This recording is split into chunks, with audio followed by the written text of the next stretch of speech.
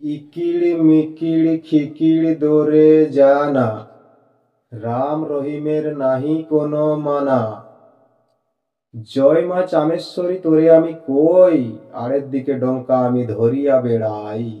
জয় মা মনসা তোরে করিলাম ভর, ফল উচ্চাটনের দেহ তুমি মোরে বর। ওরে দাদা কাল বকুরা আদি যে আছে, 12 মেসে কালকে উঠে যাহা জল কাছে।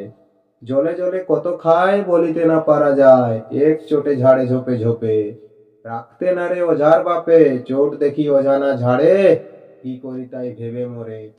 সেই কালে ধনন্তরী যায়, ডাকিয়া ওঝা পতিতা কয়, শুনো ওঝা মোর বাক্য ধরো এখন। 64 মন্ত্রে হল করো উচ্চাটন, শাঁখ জলে মানিক জলে, জলে 10 আড়া 20 জলে। মাতারি তার 3 শিষ্য, ইসমর্দানা আউলির সাই। ইস্কা অঙ্গমে 7 কুড়ি কালকুটি 20, মাতারির স্মরণে 20 নাই করিস রিস। ইস্কা অঙ্গমে 20 নাই 20 নাই, দোহাই মা মনসা দেবী বিশ্বহরি রায়। বিসূচিক দংশন করিলে যেমন তার সূচের ন্যায় প্রায় কাঁটা ভেঙেই থাকে, সেইভাবে সর্প দংশন করিলেও সূচের ন্যায় ছোট ছোট কাঁটা দন্ত তার ভেঙে থাকে, লেগে থাকে ক্ষত স্থানে। তখন তাকে বার করার জন্য কি করতে হবে? তাহলে প্রথমে আপনাকে মহিলাদের, স্ত্রীলোকের কিছু মাথার চুল হাতে নিয়ে তাকে নুড়ি করে নিতে হবে। নুড়ি করে সেই ক্ষত স্থানে বুলাতে হবে।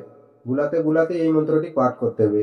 বুলাতে বুলাতে এই মন্ত্রটি পাঠ করতে হবে, কিছুক্ষণ করতে হবে, 7 থেকে 11 বার এই মন্ত্রটি পাঠ করবেন এবং বুলাতে থাকবেন সেই নুড়ি, চুলের নুড়ি।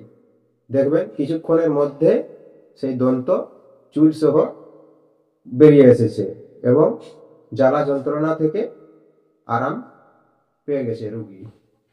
এবং তারপর আপনাকে ঝাড়ন মন্ত্র প্রয়োগ করতে হবে।